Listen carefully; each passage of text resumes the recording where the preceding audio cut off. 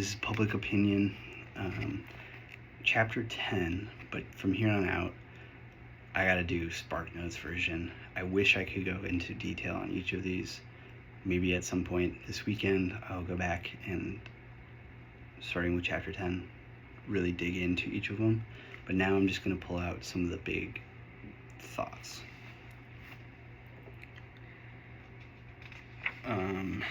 So the detection of stereotypes is this chapter.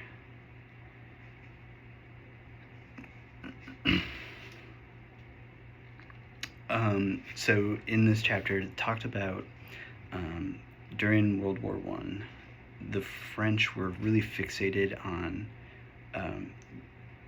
Japan coming.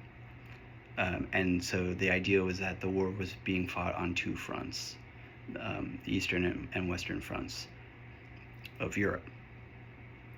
But the perception was super skewed. And, you think about war and it's scary, right? There's so much going on. But there were 5,000 miles that the Japanese would have had to travel to become a legitimate threat. And so the urgency that they were talking about it was kind of created in their mind and reinforced by their perceptions. And talks about it does me no good to be told that it is 3 miles if you walk. I might as well be told that it is 1 mile as the crow flies. Like, I call the pedestrian a nuisance who tells me it is 3 miles and think it evil of the aviator who told me it was 1 mile. Both of them are talking about the space they have to cover, not the space I must cover. Right? And so a flaw in thinking, and this is a common one. Some people are better, in this particular case, some people are better about acknowledging what the receiver of the information needs. But a gap in thinking for more complex issues is, this is a simplified example of that perception, that individual experience in communication.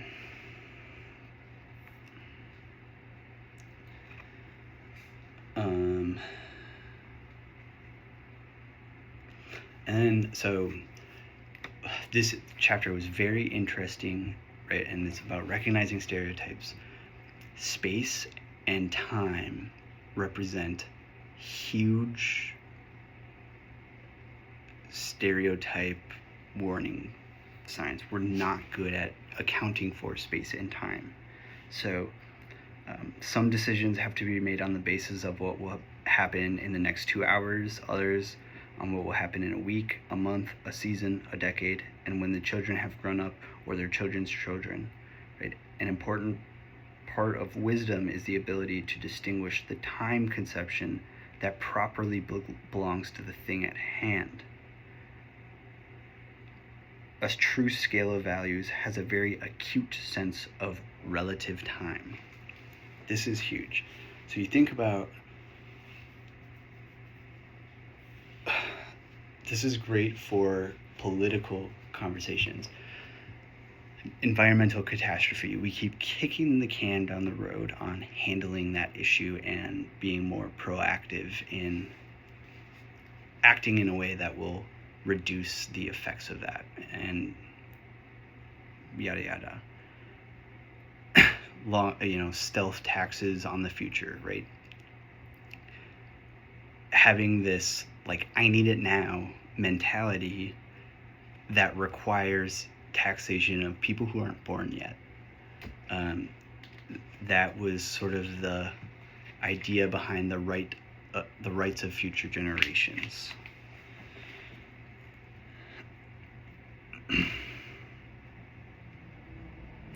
And actually, I'm going to note right there, the rights of future generations.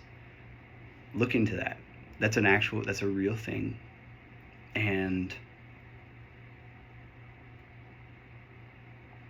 in U.S. history, I think it's relative. Like, so I'm wondering if Lippmann, who became a contributor or a voice in the White House for um, a couple different presidents during his time.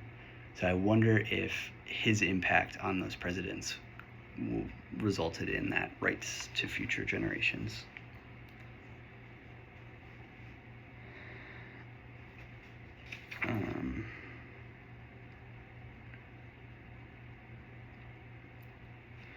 Yeah, so the people who, for the sake of an immediate peace, are willing to buy off an aggressive empire by indulging its appetite have allowed a specious present to interfere with the peace of their children.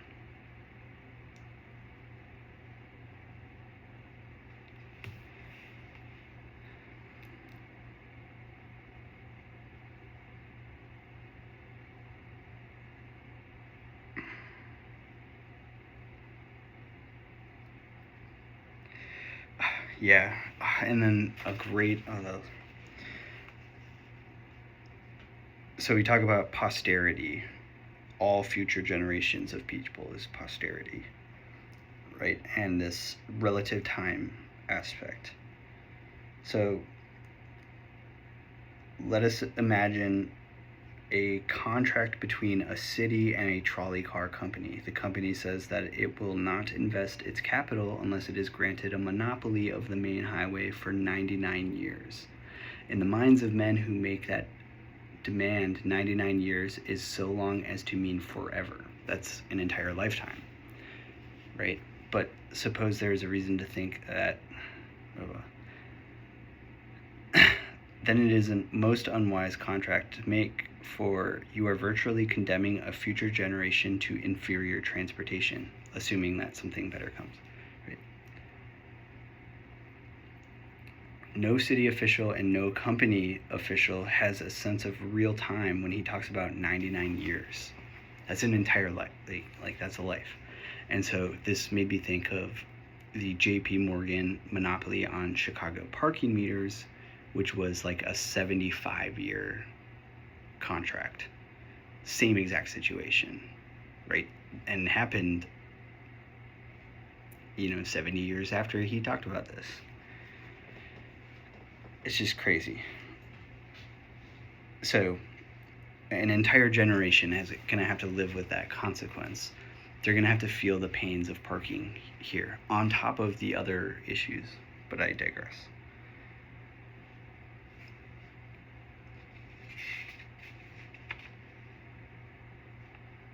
If you're using the argument from history, you are fairly certain to select those dates in the past which support your view of what should be done now.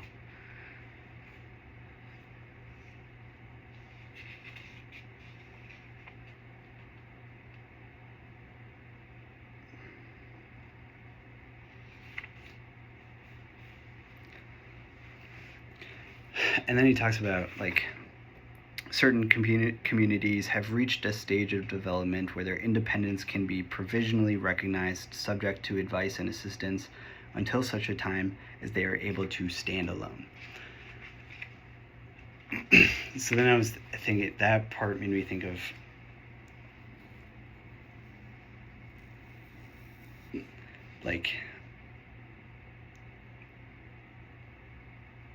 once that community stands alone, right, your perspective on how to operate or interact with it changes, or it should, right?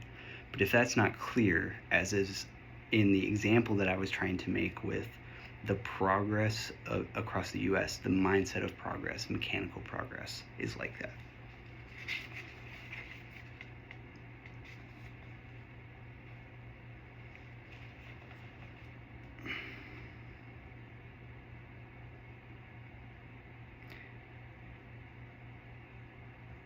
A great deal of confusion arises when people decline to classify themselves as we have classified them. That's a big thing today. We're obsessed with classifying people today by generation, by race, sex, whatever.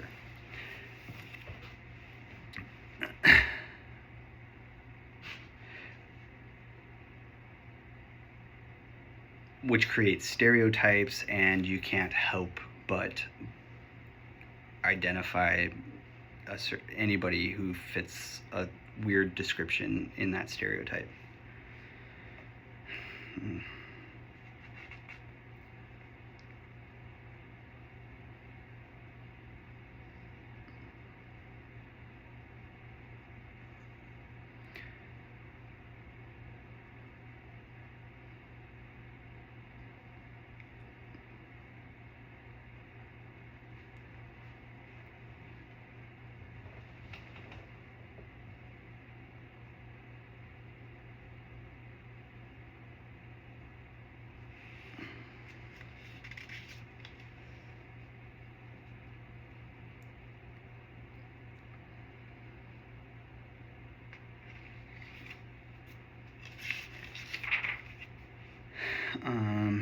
At chapter 11, the enlisting of interest.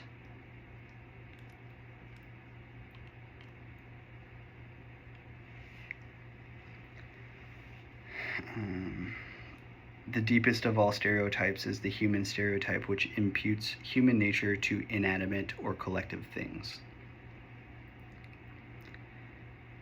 Names are a poor currency for thought. They are too empty, too abstract, and too inhuman. Okay. The bewildering variety of our impressions, even after they have been censored in all kinds of ways, tends to force us to adopt the greater economy of the allegory. So great is the multitude of things that we cannot keep them vividly in mind. Usually then we name them and let the name stand for the whole impression. But a name is porous. Old meanings slip out and new ones slip in. And the attempt to retain the full meaning of the name is almost as fatiguing as trying to recall the original impressions.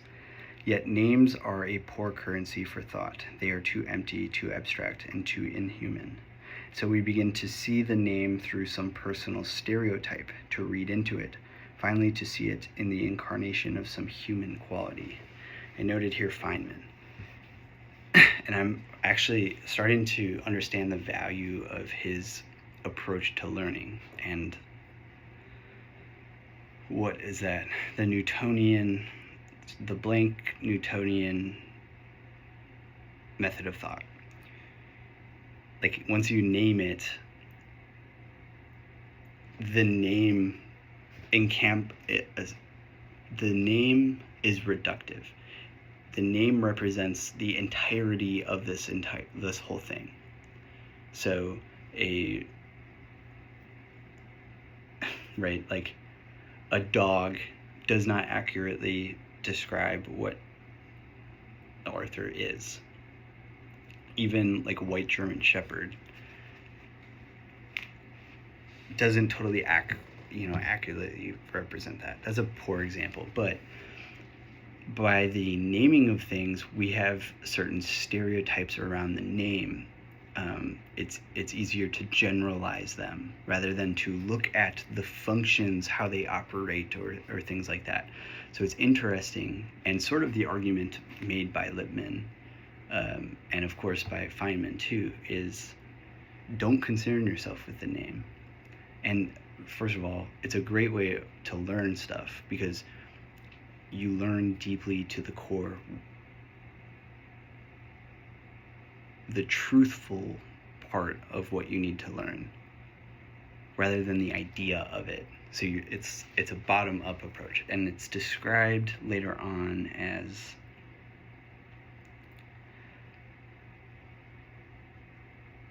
we can deduce. It's something like, part of our culture is we're good at deducing from premises, but not great at forming premises. So the non-naming approach is like the formation of premises, rather than the deduction from a premise.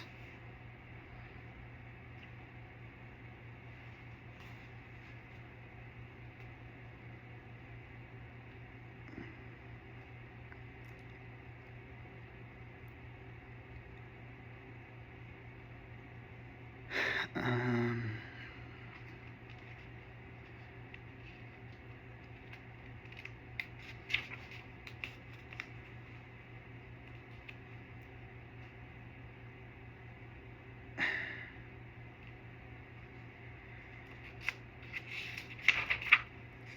and just like mentioned, yeah, so intuition was mentioned, and it's inferior to this other approach because while it does adequately represent human emotion, it doesn't kind of deal with the spatial and time common experience. 107. Okay.